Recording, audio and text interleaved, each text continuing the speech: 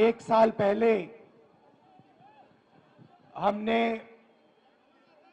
कन्याकुमारी से कश्मीर तक भारत जोड़ो यात्रा की थी। 4000 किलोमीटर हम चले। हजारों लोग, लाखों लोग एक साथ मिलकर भारत जोड़ने के लिए समुंदर से हिमालय की बर्फ तक चले।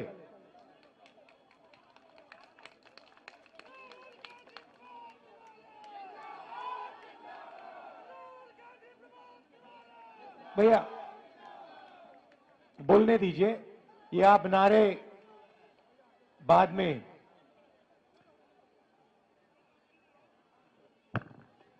देश में बीजेपी और आरएसएस नफरत और हिंसा फैला रही है। एक धर्म को दूसरे धर्म से लड़ाती है, एक जात को दूसरी जात से लड़ाती है और हिंसा देश में फैलाती है। 4000 किलोमीटर में मैंने हजारों युवाओं से, किसानों से, छोटे व्यापारियों से बात की। 7 घंटे हम चलते थे। 15 मिनट शाम को ऐसा भाषण होता था और लोगों ने मुझे सिर्फ 2-3 बात बोली। सबसे पहले, हर प्रदेश में बेरोजगारी, बेरोजगारी, बेरोजगारी, बेरोजगारी, जहां भी आप देखो बेरोजगारी दिखेगी। युवाओं से बात करो, कहते हैं राहुल जी 5-6 लाख रुपए, 10 लाख रुपए हमने प्राइवेट यूनिवर्सिटी और कॉलेजेस को दिया है। हमने सोचा था, ये झंडा हटाइए, हमने सोचा था कि ये जो हमने 5-6 लाख रुपए प्राइवेट कॉलेज और यूनिवर्सिटी में डाला, इससे हमें डिग्री मिलेगी और डिग्री से हमें रोजगार मिलेगा।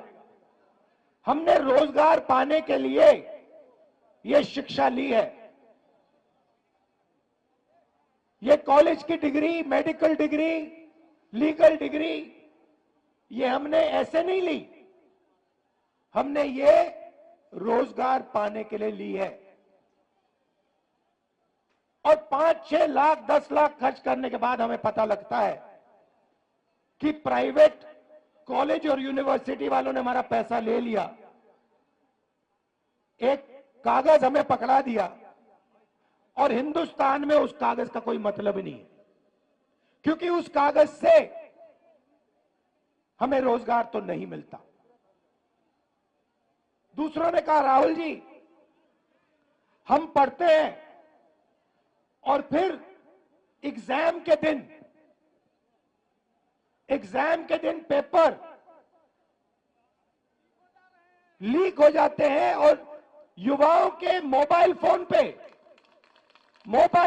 हमें दिखते हैं, मोबाइल पे हमें दिखते हैं। मतलब हमने 6-7 लाख रुपए डाले, हमने मेहनत की और किसी चोर ने पेपर चुरा के 100% मार्क ले लिए।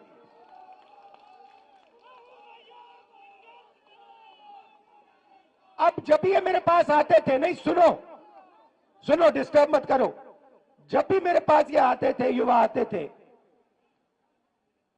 कन्याकुमारी से लेकर कश्मीर, हर प्रदेश में मैं उनसे पूछता था भैया एक बात बताओ।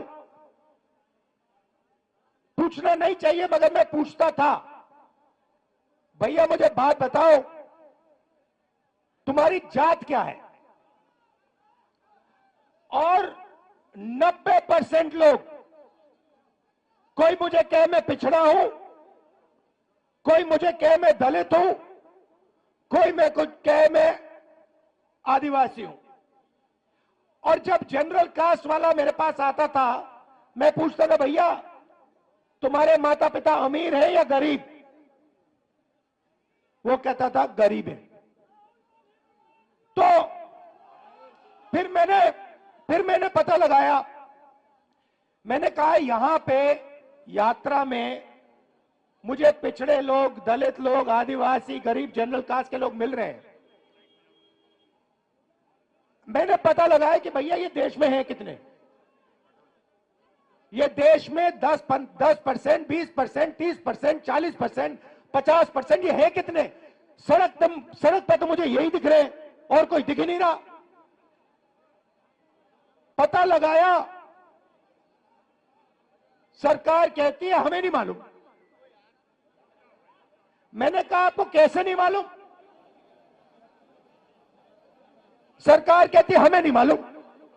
मैंने पूछा पिछड़े कितने हैं हिंदुस्तान में? हमें नहीं मालूम। दलित कितने हैं हिंदुस्तान में? हमें नहीं मालूम।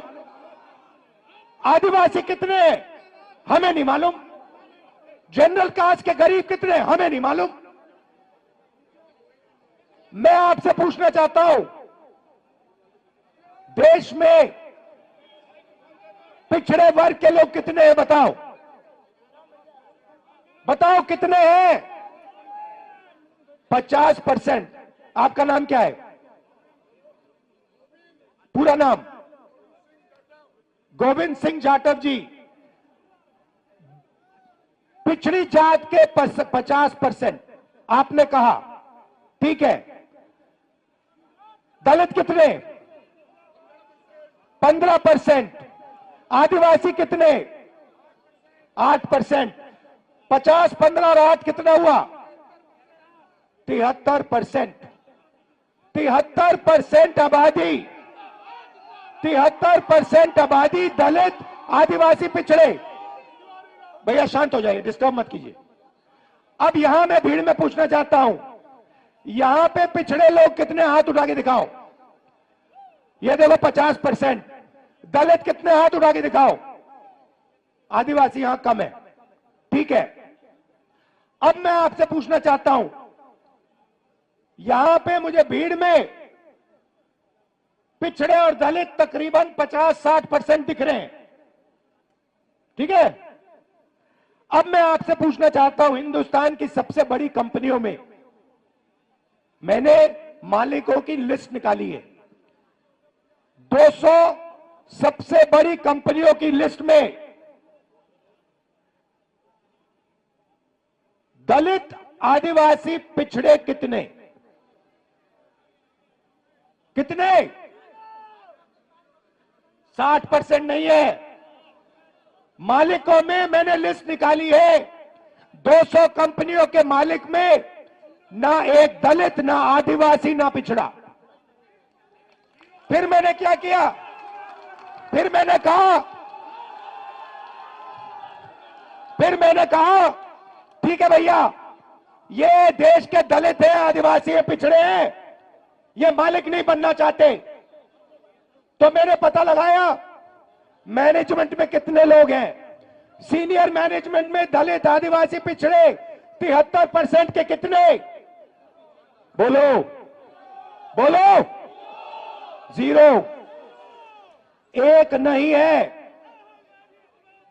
तो जब आप प्राइवेट अस्पताल में जाते हो, यहां पे किसी का पैर टूटा? जब आप प्राइवेट अस्पताल में गए, आपने पैसा दिया? आपने प्राइवेट कॉलेज में पढ़ाई की?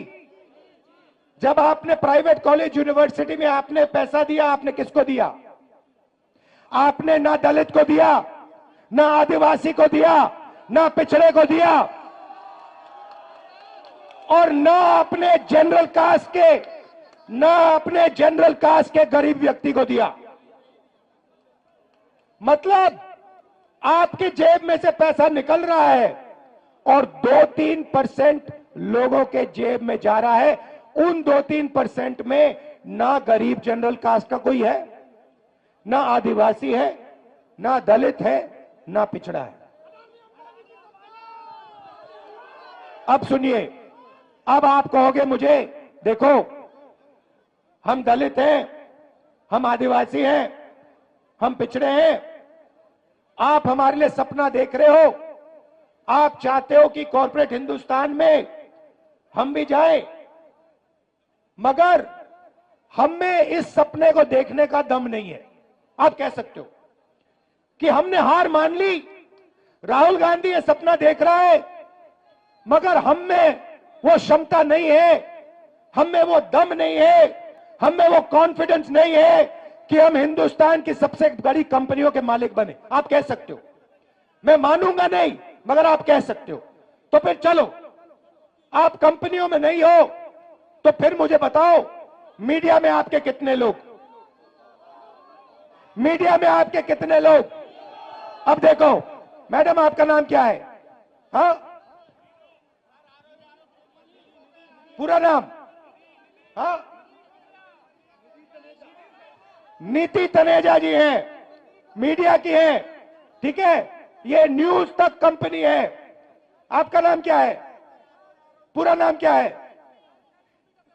रक्षा जी, अभी वहां आऊंगा। अब देखिए, यहां पे माइक सेल फोन पकड़ी रक्षा यादव है, दिशा यादव, और ये दिशा यादव जो है, ये हिंदुस्तान की सबसे बड़ी मीडिया कंपनी की मालिक कभी नहीं बन सकती है, क्योंकि इसके नाम के पीछे यादव शब्द है। ये नहीं बन सकती है। ये कितना भी पसीना दे दे अपना, कितना भी खून दे दे अपना, ये पिछड़े वर्ग की है, ये हिंदुस्तान की मीडिया कंपनी की मालिक नहीं बन सकती है। ऐसे ही ये लड़की, ये दिन भर कैमरा लिए घूमेगी, 24 घंटा कैमरा लिए घूमेगी, मगर जो इसके मालिक इसे कहेंगे वो इसको दिखाना पड़ेगा। जो ये दिखाना चाहती है वो नहीं दिखाया जाएगा। क्यों? क्योंकि ये पिछड़े वर्ग की है। मीडिया में आपका कोई मालिक नहीं, सीनियर मैनेजमेंट में, बड़े पत्रकारों में आपका एक आदमी नहीं। अब मैं कहता हूं ठीक है, पिछड़े लोग के, दलित आदिवासी लोग मीडिया में भी नहीं जाना चाहते। चलो मीडिया छोड़ो, प्राइवेट अस्पताल छोड़ो, प्राइवेट यूनिवर्सिटी कॉलेज छोड़ो, मुझे हाई कोर्ट का बता दो। हाई कोर्ट में दलित आदिवासी पिछड़े कितने हैं बताओ? चुप हो गए, दम नहीं है आप में, आप सोए हुए हो। 650 हाई कोर्ट के जज हैं, 73% आप लोगों की आबादी है, 100 जज 73% के पास, और वो भी छोटे छोटे छोटे छोटे। चलो आप मुझे कहोगे हिंदुस्तान में 73% को ना कॉर्पोरेट हिंदुस्तान में जगह चाहिए, ना मीडिया में जगह चाहिए, ना कोर्ट्स में जगह चाहिए, तो फिर मैं आपसे कहता हूं ठीक है, बताओ हिंदुस्तान के ब्यूरोक्रेट्स में आपके कितने लोग? 90 लोग हिंदुस्तान की सरकार को चलाते हैं। ये नरेंद्र मोदी को वहां पे बैठा रखा है, ये हिंदुस्तान नहीं चलाता। नरेंद्र मोदी के पास 90 लोग बैठे हैं, समझे? बजट बढ़ता है तो ये 90 लोग डिसाइड करते हैं कहां पैसा जाएगा। आपके प्रधानमंत्री को इन चीजों के बारे में समझ नहीं है।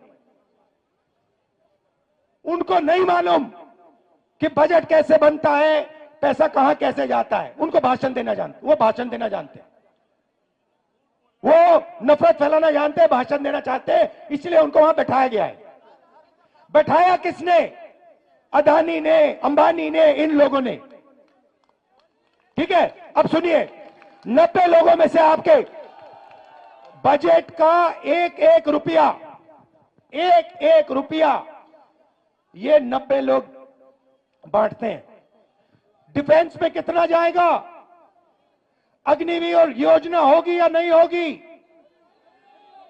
नहीं नहीं भैया बोलो, जितना बोलना है आपको। नहीं होगी, कुछ फर्क नहीं पड़ता, कुछ फर्क नहीं पड़ता। आप में कुछ दम नहीं है, आप में कुछ दम नहीं है, बोलो जितना बोलना है, कुछ नहीं होगा। अरे भाई सुन लो, समझ लो, समझ लो, समझ लो, आपके दिमाग में बात बैठ नहीं रही है। आप जितना चिल्लाना चाहते हो चिल्ला लो, जितना आप कहना चाहते हो अग्निवीर नहीं होगा, चिल्ला लो, कुछ फर्क नहीं पड़ने वाला। आप में दम नहीं है, आप में दम नहीं है। अग्निवीर होगा, अग्निवीर होगा। क्यों? क्योंकि अदानी चाहता है इसलिए अग्निवीर होगा, मोदी चाहता है इसलिए अग्निवीर होगा। कैसे? वो क्या दम नहीं है आप में? कैसे नहीं होने देगा? हो रहा है। आप चिल्लाते हो और कुछ नहीं करते, दम नहीं है आप में। 73% में दम नहीं है। सुलारक मैं बताऊंगा आपको रास्ता, मैं रास्ता बताऊंगा, मगर दम नहीं है तुम लोगों में। तुम लोग सोए हुए लोग हो। मैं खुल के तुम्हारे सामने बोल रहा हूं, तुम लोग सो गए हो। 73% हिंदुस्तान का जो बब्बर शेर है, जो इस देश को चलाता है, जो इस देश को आगे ले जाता है, वो सो गया है, डर गया है। ये देश की सच्चाई है। आप कहो जितना कहना है अग्निवीर नहीं होगा, अग्निवीर नहीं होगा, नहीं होगा। 73% में दम नहीं है। होगा। कैसे नहीं होगा? अदानी ने डिसाइड किया होगा, होगा। नरेंद्र मोदी ने डिसाइड किया होगा, होगा। 90 ब्यूरोक्रेट्स ने डिसाइड किया है, होगा, होगा। दम नहीं है तुम में। अब सुनो, अब सुनो, 90 लोगों में से आर्मी में कितना पैसा जाता है वो डिसाइड करते हैं, स्वास्थ्य में कितना जाएगा वो डिसाइड करते हैं, किसान बिल वो डिसाइड करते हैं। 90 में से आपका कितना? 90 में से दलित आदिवासी पिछड़ों की कितनी भागीदारी मुझे बताओ? 90 में से 3 ओबीसी, 3 दलित, 1 आदिवासी, 90 में से 7 आपके। और सुनो, पता कहां बैठे? बड़ी बड़ी मिनिस्ट्री में नहीं बैठे, डिफेंस मिनिस्ट्री में नहीं बैठे, फाइनेंस मिनिस्ट्री में नहीं बैठे। कहां बैठे? छोटे से कमरे में बैठे हैं पीछे। और उनको कहा जाता है तुम लोग चुप हो जाओ, ज्यादा बकवास मत करो, नहीं तो तुम्हारा एसीआर उड़ा दिया जाएगा। एसीआर समझते हो? नहीं समझते। एनुअल कॉन्फिडेंशियल रिपोर्ट, जिससे पिछड़े ब्यूरोक्रेट्स की, दलित ब्यूरोक्रेट्स की, आदिवासी ब्यूरोक्रेट्स की रोज हत्या होती है। एसीआर नाम समझ लो। समझे? चुप हो गए? समझे? अब सुनो, 90 में से आपके 3, आपकी आबादी 73%, 73%, 90 में से 3 आपके। आप जानते हो 100 रुपए में से अगर हिंदुस्तान की सरकार 100 रुपए खर्च करती है, आप जानते हो आपकी कितनी भागीदारी है? 73%। जानते हो? 100 में से 73% की भागीदारी 6 रुपए 10 पैसे। 100 रुपए का नोट दो मुझे, 100 रुपए का नोट दो मुझे। मैं ठीक से समझाऊंगा आज आपको तो समझोगे। 100 रुपए का नोट दो। ये रहा 100 रुपए का। अब 6 पैसे की कोई चीज दो मुझे, 6 रुपए की चीज दो मुझे कोई। 6 रुपए निकालो जेब से। ये लो, ये लो 6 रुपए, ये लो, ये लो, ये लो, ये देखो, ये बजट में से 100 रुपए गए ना। अगर 100 रुपए बजट में खर्च हुए,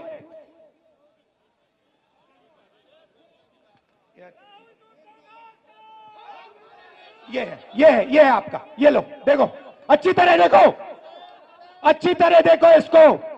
ये है तुम्हारी भागीदारी। ये कम है, इसको तुम्हें उठा के फेंक देना चाहिए। 6 रुपए 10 पैसे की भागीदारी है तुम लोगों की। अन्याय है ये।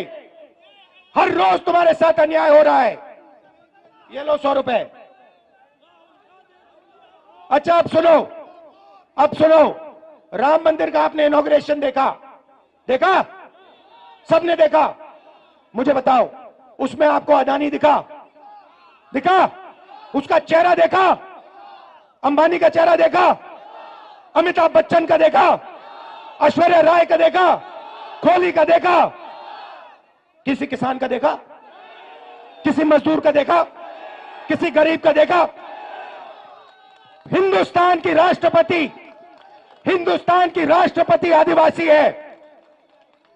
हिंदुस्तान की राष्ट्रपति आदिवासी है। उसका आपने राम मंदिर में चेहरा देखा? क्यों नहीं देखा? क्यों नहीं देखा? किसी दलित का आपने मंदिर में चेहरा देखा?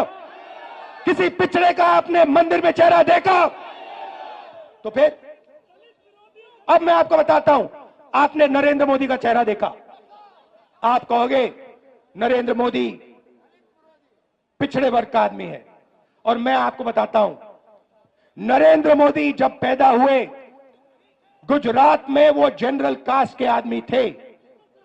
गुजरात में 2000 में उनकी जात, घांची जात को ओबीसी में डाला गया था।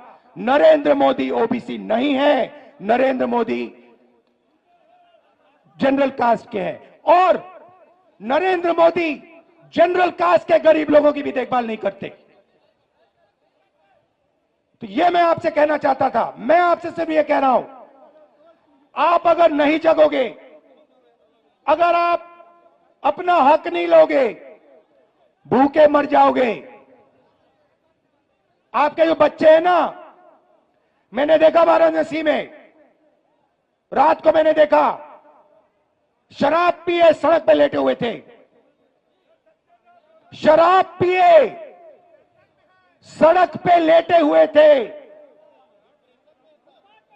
डिप्रेशन में है, जानते हैं कि भैया कुछ नहीं होने वाला यहां पे। अब सुनो, अब बात समझो।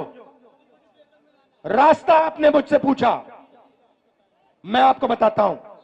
सबसे पहले एक ही सवाल आपको अपने आप से पूछना है, ठीक है? सवाल क्या बताओ? मुझे आज, जब आप सुबह उठोगे, चाहे आप किसान हो, मजदूर हो, बेरोजगार हो, आपको अपने आप से एक सवाल पूछना है, और इस बात को आप गहरी तरीके से समझिए, गहराई से समझिए। आपको सुबह उठ के कहना है, ये जो सोने की चिड़िया है, जिसको हम भारत माता कहते हैं, पूरी दुनिया में इसको सोने की चिड़िया कहा जाता है, इस सोने की चिड़िया में से मुझे आज कितना सोना मिला? बस यही सवाल है। आप सुबह उठो, आप किसान हो, आप कहो कि मैंने भारत माता के लिए आज अपना खून पसीना दिया, मेरी माता ने आज मुझे कितना पैसा दिया? यही सवाल है, और कोई सवाल नहीं। अब बताइए, अब समझाता हूं आपको। सबसे पहला काम गिनती का काम है। सबसे पहले देश को बताना है दलित, पिछड़े, आदिवासी इस देश में कितने हैं। उसका तरीका जाति जनगणना है। अब उसके बाद मैं आपको रास्ता बता रहा हूं। मैं क्रांतिकारी बात कर रहा हूं इस स्टेज पे। यह आपको हिंदुस्तान के टेलीविजन पे नहीं दिखेगी, क्योंकि टेलीविजन अदानी का है। पहला कदम होगा जाति जनगणना। उसमें जनरल कास्ट के कितने गरीब हैं, बैकवर्ड कितने हैं, दलित कितने हैं, आदिवासी कितने हैं। उसके बाद जाति जनगणना के साथ इकोनॉमिक, आर्थिक सर्वे। उसके बाद पता लगेगा कि पिछड़ों के पास इस देश का इतना धन है, गरीब जनरल कास्ट के पास इस देश का इतना धन है, अमीर जनरल कास्ट के पास, अरबपतियों के पास इतना धन है, पिछड़ों के पास, दलितों के पास, आदिवासियों के पास इतना धन है, और जिस दिन वो ऐसे ऊपर लिख दिया जाएगा, उस दिन सारे के सारे बब्बर शेर जग जाएंगे। ये रास्ता है। अब जब मैंने जाति जनगणना की बात की, गिनती की बात की, नरेंद्र मोदी जी स्टेज पे जाते हैं, भाषण देते हैं, ऐसे कहते हैं, भाइयों और बहनों, भाइयों और बहनों, देश में सिर्फ दो जात हैं, एक गरीब है और एक अमीर है। देश में जात नहीं है। अरे भाई, अगर जात नहीं है तो तुम ओबीसी कैसे बन गए? जब जाति जनगणना का समय आया तो नरेंद्र मोदी ओबीसी शब्द को भूल गए। जब पैसे का सवाल आया तो नरेंद्र मोदी ओबीसी शब्द भूल गए, पिछड़ा शब्द भूल गए, कहते हैं दो ही जात है। नोटबंदी की, ये जो सब दुकानदार इनको बर्बाद कर दिया, किसानों को मार दिया, तब ओबीसी थे। जीएसटी लाए, पिछड़ों को मार दिया, तब ओबीसी थे। 14 लाख करोड़ रुपए उन्होंने अदानी जैसे लोगों का कर्जा माफ किया, तब ओबीसी थे। मैंने जाति जनगणना की बात की, सोने की चिड़िया की बात की, धन को बांटने की बात की, तो सिर्फ दो जात है, नरेंद्र मोदी ओबीसी नहीं है। आप ही बात समझिए। और मैं आपको बता रहा हूं, ये मीडिया वाले कुछ भी कर ले, कोई भी कुछ कर ले, इस तूफान को नहीं रोका जा सकता। ये आज नहीं तो कल 73% जग जाएगा। वो आस्ते आस्ते जगेगा। जब वो जगेगा, जब उसको सच्ची चोरी समझ आएगी, तब इस देश में क्रांति शुरू हो जाएगी, तूफान आ जाएगा। आखिरी बात आपसे कहना चाहता हूं। आपका नाम क्या है? हाँ, ऋषभ। क्या ऋषभ सिंह? ऊपर आओ।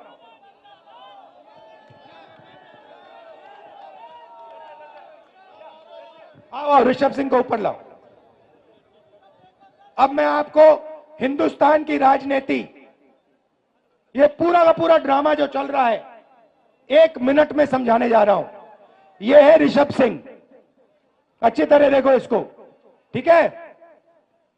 अब मान लो मैं ऋषभ सिंह, हम सब ऋषभ सिंह का जेब काटने जाते हैं। मान लो ये तो सिक्योरिटी वाले हैं। मान लो यहां पे लोगों ने मन बना लिया इसकी जेब काटनी है। पहला काम क्या करेंगे? पहला काम कहेंगे, वो ऋषभ उधर देख, उधर देख, वो देख पाकिस्तान, उधर देख, ओए इधर देख, वो देख अमिताभ बच्चन, उधर देखो, वो देख ऐश्वर्या राय, ओए उधर देख, वो क्रिकेट। पहला काम ये है। फिर ऋषभ सिंह उधर देखेगा, उधर देखो, ये पीछे से बंदा आएगा, जेब काट लेगा, ठीक है? इसका नाम अदानी। वो जो ये कर रहा है उसका नाम मोदी। और तीसरा यहां पे एक बंदा खड़ा रहेगा, भैया मुझे एक डंडा देना जरा। हाँ ये दो, डंडा दो। और तीसरा यहां पे एक पीछे होगा, एक पीछे होगा वो अदानी, एक मोदी कहेगा इधर उधर देखो। और ये तीसरा यहां पे डंडा लिए खड़ा होगा, ऐसे ऐसे ऐसे डंडा लिए खड़ा होगा। अगर किसी ने उल्टी सीधी बात की तो डंडा। Amit Shah, ED, CBI, income tax, police, ये सब। मैं काशी मंदिर गया, बात समझो आप। मैं काशी मंदिर गया, मैं शिव को मानता हूं। मैं काशी मंदिर गया, वहां पे पुलिस वालों ने क्या किया, वहां पे वहां पे पुलिस वालों ने क्या किया, सारे मोबाइल फोन हटा दिए, सारे मोबाइल फोन हटा दिए, एक मोबाइल फोन अंदर नहीं आने दिया। क्यों? क्योंकि वो नहीं चाहते कि राहुल गांधी की शिव मंदिर के अंदर फोटो दिख जाए। उसके बाद वाराणसी में सारा का सारा सेलफोन का जो नेटवर्क है उसको डाउन कर दिया। लोग मतलब वीडियो ले रहे हैं, वो वीडियो ना फैलाएं।